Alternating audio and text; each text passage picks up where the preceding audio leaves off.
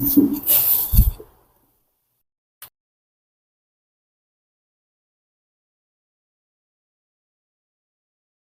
છો અદિતિ અને ભવ્યતા?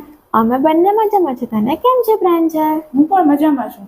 તમે બંને કઈ બુક વાંચી રહ્યા છો? હું આત્મચરિત્રની બુક વાંચું છું. અને હું જીવન ચરિત્રની બુક વાંચું છું. વાહ, ખૂબ જ સરસ. પણ મને એક પ્રશ્ન છે. શું પ્રશ્ન છે પ્રાંજલ?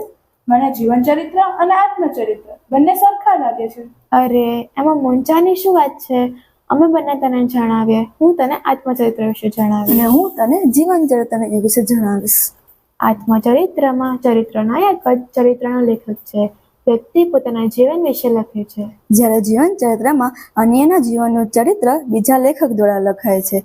ચરિત્ર નાયક અને ચરિત્ર લેખક અલગ અલગ છે. લેખક સ્વનો ચિતાર આપે છે, જ્યારે જીવન ચરિત્રમાં લેખક અન્યના જીવનનો ચિતાર આપે છે.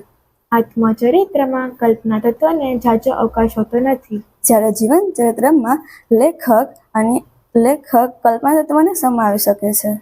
લેખક પોતે પોતાના વિશે લખતો હોવાથી નક્કર હકીકતો વધુ બારીકાઈથી અને સૂક્ષ્મ રીતે નોંધી શકે છે. જ્યારે જીવન ચરિત્રમાં નક્કર હકીકતો દૂષિત થવાનો સંભવ રહે, બીજા વ્યક્તિ વિશે ગમે તેટલી ચોકસાઈથી વર્ણન કરવામાં આવે તો પણ કશુંક છૂટી જવાની શક્યતા રહે છે.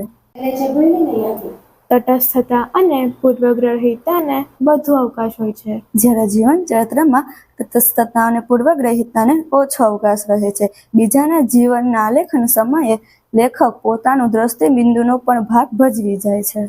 આત્મચરિત્રમાં સામગ્રી સંચય માટે ઓછો સમય વ્યતીત કરવો પડે છે. જ્યારે જીવન ચરિત્રમાં સામગ્રી કે સંચય માટે પુરુષાર્થ કરવો પડે છે.